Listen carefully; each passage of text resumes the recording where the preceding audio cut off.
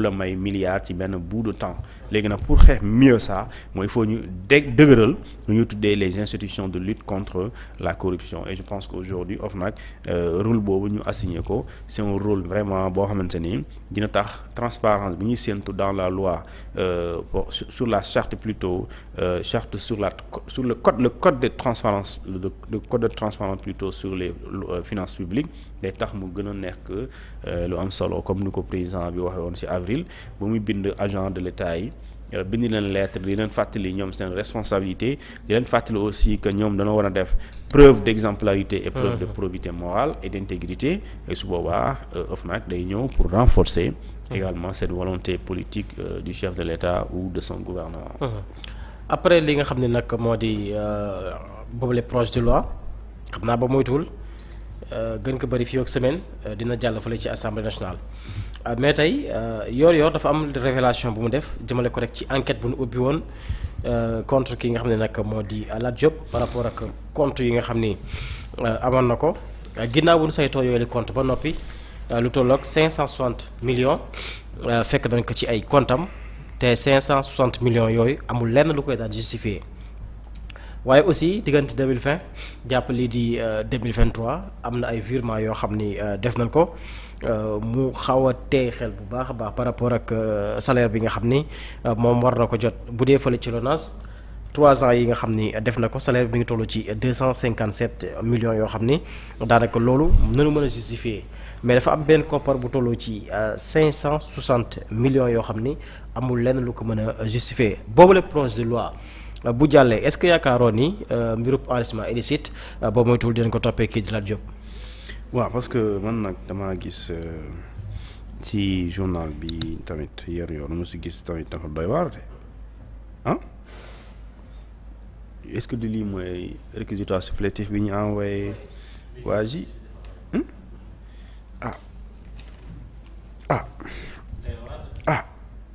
man lii dafa doy waar si la est-ce que gars yi liir nañ li kon.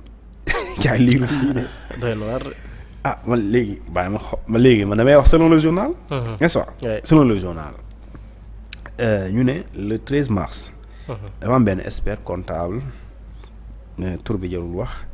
bu ñuy jël ci lu ñu tuddee ordonnance judiciaire pour mu xool mu def analyse xaalis bii di dugg génn ak bu ñuy découvrir et cetera alors ñu ne ci compte bancaire. kii di Lat Diop. ak opération financière yi LONASE diggante 2020 ak 23 maanaam ñetti at li fi xew ñu ne li ci jublu mooy dañoo bëgg vérifier fan la xaalis boobu jógee l'origine des fonds benn xaalis boobu ñu déposé ci ay compte ancien directeur boobu di Lat Diop benn ñaar ñu recensé opération bancaire u ONAS maanaam ñu dajale lépp luy opération bancaire bu ONAS mu weesu LONASE waaw maa ngi tooñ ONAS waa ndox mi LONASE te mu weesu 10 millions de francs CFA ñu daal di ko recenser beneen bi mooy ñu daal di identifier lépp loo xamante ni moom mooy anomalie mooy lépp loo xamante ni am na te jaarul yoon ñu identifier ko ñu ne la léegi beneen bi mooy bu njëkk mooy revenu mensuel yoo xamante ni Lat Diop la mais ci ñetti at yi mu ngi toll ci 280 millions de francs CFA loolu moom dafa bëri léegi soo bëggee def moyenne bi da ngay def 280 millions divisé par 3 ans pour nga xam at bu ne ñaata la léegi ñu ne bulletin de salaire yi bu ñu ko analyser bulletin de salaire ak relevé bancaire yi dafa tax ñu gis ne dafa am lu ñu tuddee ay revenus yoo xamante ni dafa xaw a leerul maanaam ni ñu ko gisee leerul beneen bi mooy ñu ne rémunération salariale OFNAC LONASE mu ngi toll ci 217 millions de francs CFA 862 174 loolu chaque année dañ ko doon virer ci compte société bi nga xamante ni banque bi tudd Société Générale donc ça c'est une banque ici au Sénégal ak indemnité remboursement yoo xamante ne mu ngi toll ci 39 millions 241 mille 21 mille francs CFA yooyu soo ko bëggee comprendre xaalis boobu mu ngi représenté ay droits de congé. benn remboursement de frais médicaux ak indemnité de fin de carrière. yooyu la xaalis boobu di couvrir. beneen bi mooy ñu ne soo demee trésor salaire yi mu ngi toll ci 3,668 millions. kii daa juum 3 milliards la suma juumlee. salaire du trésor non c'est 3 millions plutôt excusez-moi 3,668,268 francs CFA. ñi jàpp ne xaalis boobu noonu parce que lu journal bi moo wax loolu mu ne c'est des montants indûment perçus indûment alors qu'il n'occupait plus la fonction de ministre qu'il n'occupait plus plus de fonctions au ministère maanaam voilà ci trésor bi voilà excusez-moi ci trésor bi salaire am dagguñu ko woon parce que il faut ñu xam Lat Diop aussi il était au ministère des finances. alors foofu la ñu liggéey salaire boobu c'était 3,660 millions 268 mais salaire boobu da doon continuer di ko percevoir donte nekkatu fa donc di ko percevoir donc loolu ça c'est une anomalie bu dee am na. revenu foncier mu toll ci 19,101,023 loolu nee na ñu ngi jógee ci loyer maanaam location boo xamante ni d'accord ki ko doon ñu verser ko. nit ki waxuñu ko waaye société mu ngi tudd Kovac Janos. moom lañ léegi sooy xool loolu yëpp ñu ne revenu justifié ou partiellement justifié par de Lat Diop mu ngi toll ci 280 millions. 264 486 ci période 2020 ak 2023. léegi nag dafa am écart boo xamante ni dañu gis ne 560 millions de francs CFA. dafa nekk loo xamante ni kenn mënu ko expliquer wala expliquer wuñ ko léegi nag rapport bi. ci li journal bi wax mooy d'accord dafa révéler lu ñu tuddee ay flux créditeur. yoo xam ne dañ ko enregistré ci compte personnel Lat Diop mu dem ba yegg ci 840 millions 343 924 ci même période léegi nag. dafa am problème mooy dafa am différence entre revenu yu ñu justifié ak li nga xamante ni moom mooy lu ñu mënul justifié. léegi nag montant yi nga xam ne dañ ko crédité ci compte yooyu mu dem ba 560 millions 79 438 soit près boo xamante ni soit lu toll ci 67% des mouvements bancaires si la ñu dafa bëri. dafa bëri léegi ñu ne encore loolu doyul parce que rapport bi bëgg naa ko lire waaw rapport bi dinaa ko lire man xaw ma Serigne Saliou Guèye moom def na liggéey journaliste parce que lii am ko du yomb dama jàpp na lii sax est-ce que du réquisitoire supplétif bi est-ce que du moom léegi ñu am ci wàllum chèque ñu ne chèques yi dafa am 3 chèques suspects yoo xamante ne dafa doy waar chèques yi soo koy dajale mu ngi nekk total 320 millions de francs CFA alors ñu ne 3 chèques yooyu ñu société 3 chèques émis sur le compte Société Générale de Lat Diop versé sur son compte BOA Bank of Africa. Le premier chèque c'était le 28 août 2020 c'est 150 millions de francs CFA. Le deuxième chèque c'est le 21 juillet 2021 c'est 80 millions de francs CFA et le troisième c'était le 13 décembre 2021 et ça c'est 90 millions de francs CFA léegi soo dajalee ñetti chèques yi moo nekk 320 millions de francs CFA léegi ñu ne xaalis bi nag léegi l'origine maanaam lii fu mu jógee le chèque n'a pas pu être totalement justifié maanaam fu mu jógee loolu leeraluñ ko maanaam même ñi ko waroon leeral leeraluñ ko pour l'instant léegi mu am lu ñu tuddee une vente immobilière de 72 millions de francs CFA d'accord ñu gis ne loolu lu ñu mën a documenter la mais couvrirul li nga xamante ni moom mooy fraction montant bi nga xamante ni moom mooy 70 millions yooyu donc ñu ne reste lu des kenn xamul lan la parce que dañ ne le reste demeure sans explication claire et renforce les soupçons de flux financiers bon à la limite ça c'est un qualificatif léegi nag mu amaat yeneen dépôt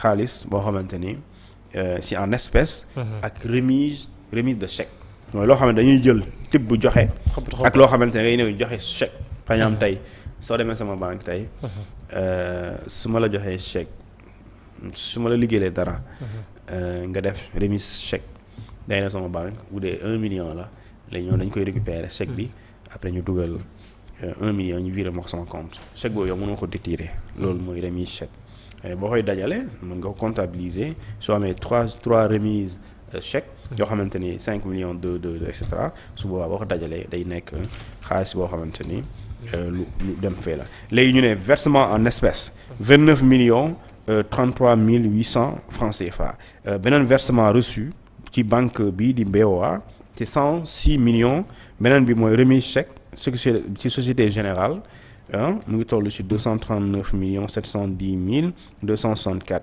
ak versement en espèces loo xamante ne xobet la mu ngi toll ci 42 millions 570 400 francs CFA ak yeneen virement yoo xamante ni mu ngi jógee ci Fédération sénégalaise de football ak Green 2000 société de gestion et cetera loo xamante ne bu ñu ko xaymaa mu ngi toll ci 74 millions de francs CFA mais ci loolu c'est moo xam lu ma jaaxal ci mbir mi. comme ku yore rapport bi s'il vous plaît. non kii rapport supplétif bi la. waaw réquisitoire bi la de man kay lii koy waaj fu mu ko jëlee tamit. réquisitoire mais xam nga lu ma jaaxal ci mbir mi ci woon. virement yi am nii yëpp fu CENTIF nekkoon. waaw CENTIF yow. parce que lii je pense bien que CENTIF war na ci def rapport wala. bien sûr man ma toog rek sama compte 20 millions 50 millions 40 millions 20 millions c'est-à-dire que moi je suis dans tout. mais je reçois des dizaines des centaines sans que lii du ay société Lonase lañ ko daan envoyé de. dañu ne benn compte nit. voilà ok merci c'est-à-dire que.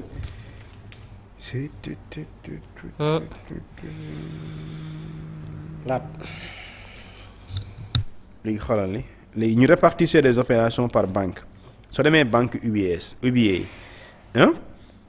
banque UBA yi moom c'est 91 opérations diggante yónnee envoi 91 soo demee ci banque BICIC du BICIC benn de BSIC c'est 527 opérations diggante envoi ak yónnee soo demee ci Orange Bank c'est 119 opérations.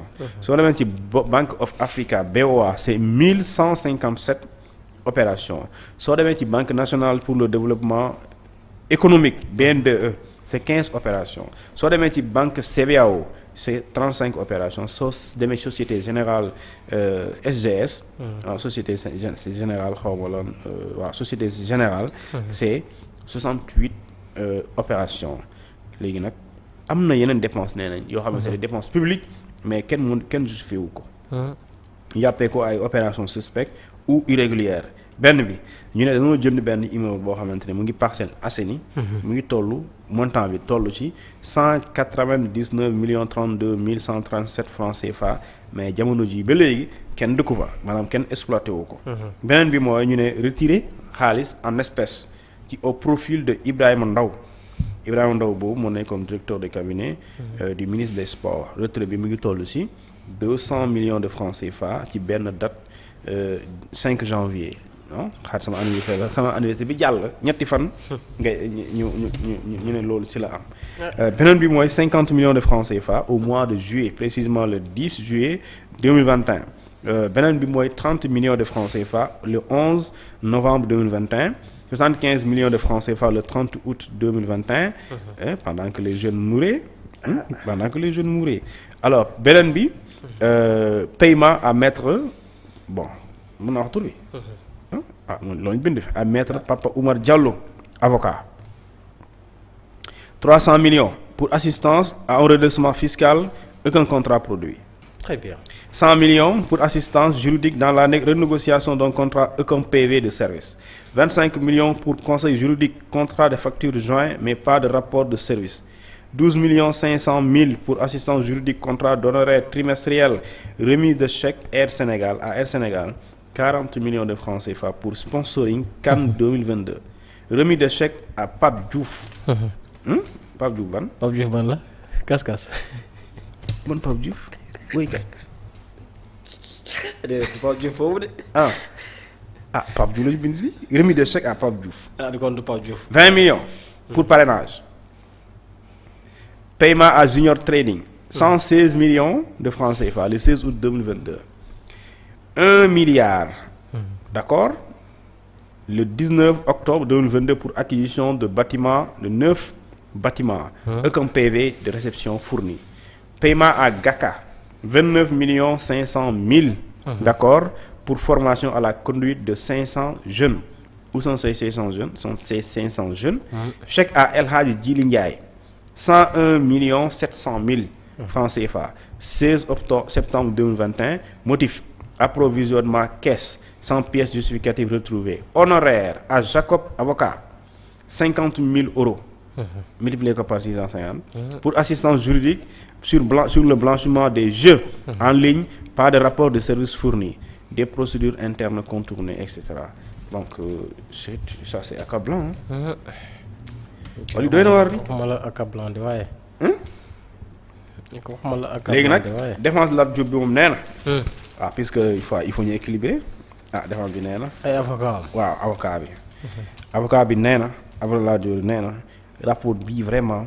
yéen da ngeen maanaam du rapport contradictoire yéen benn waaye ngeen jël rek di ko sëf. waaw léegi moom doo leen ko wax doo leen ko laaj mu tontu. léegi loolu la ñu tuddee nee le rapport n'est pas contradictoire mu ne c'est un rapport d'expertise non contradictoire et imprécis maanaam moom ay mbiram leerul. waaw léegi loolu juge d'instruction dina ko leeral. loolu mooy rôle juge d'instruction bi. parce que avocat bi nee na avocat yi nee na dañuy contester vigoureusement conclusion rapport bii ci selon avocat yi nee nañ procédure bi daa manqué lu ñu tuddee le contradictoire parce que inculpé bi mosuñ ko convoqué wala déglu ko ci lii mosuñ ko déglu mosuñ ko convoqué ci loolu léegi ñu ne contrairement aux représentants de la LONASE ñooñu moom dañ leen déglu convoqué nañ leen d'accord léegi conseils yi ñu ne les conseils ne peuvent pas se substituer à l'inculpé pour apporter des éclairages nécessaires à la mission d'expert mooy ñi nga xamante ni ñoom ñooy d'accord avocats yi mais mënuñu ñëw remplacer ki ñuy topp pour tontu ci li nga xamante ni moom mooy indi leer ci loo xamante lu mata lu am solo la. moo tax léegi nag avocat Lat Diop bi nee nañ. d'accord que rapport bi bu mu indi jaxase mun def amalgame d'accord diggante opération bancaire yoo xamante ni mu ngi am depuis longtemps. d'accord ak leneen bi mu nekkee ci boppu Orange nee na bu mu jaxase mbir yi mu ne léegi. Sans préciser le solde existant à sa nomination. maanaam li avant ñu koy nommer ñaata la amoon. ñu ne loolu dañ ko war a préciser. Bien sûr. parce que léegi ne te nee na préciser wuñ ko. léegi alors que ces comptes affichaient déjà plus de 400 millions. avant ñu koy nommer avocats yi ñoo wax loolu. te nee na rapport bi préciser wul. que ne Lat Diop amoon na lu ëpp lu toll ci 400 millions avant ñu koy nommer directeur de l'ONAS waa avocats yi nee na dañ ko waroon leeral. noo tax ñu il parle d'imprécision léegi nag juge d'instruction dina am occasion pour def loolu.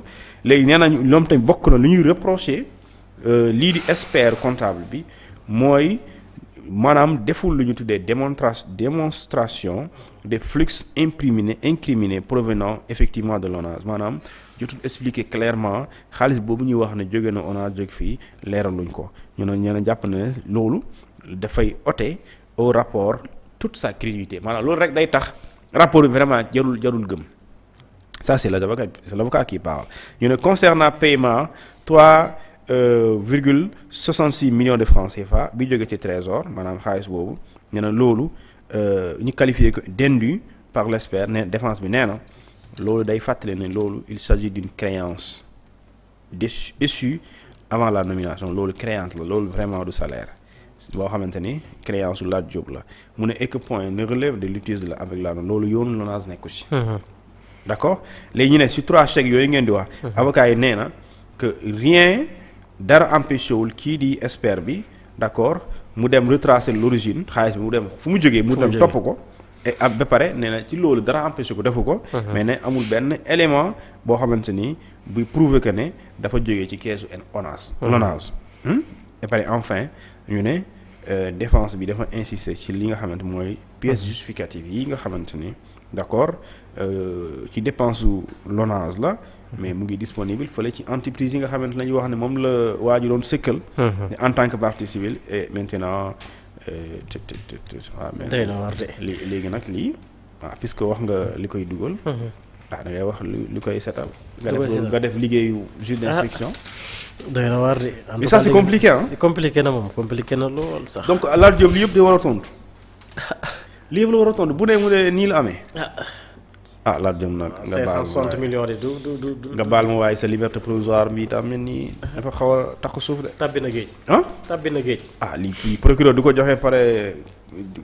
bàyyi cour suprême di def contraire bi. mënta nekk. mënul nekk. alors Thioune beneen dossier tamit bu nu war leeral actuellement mi ngi ci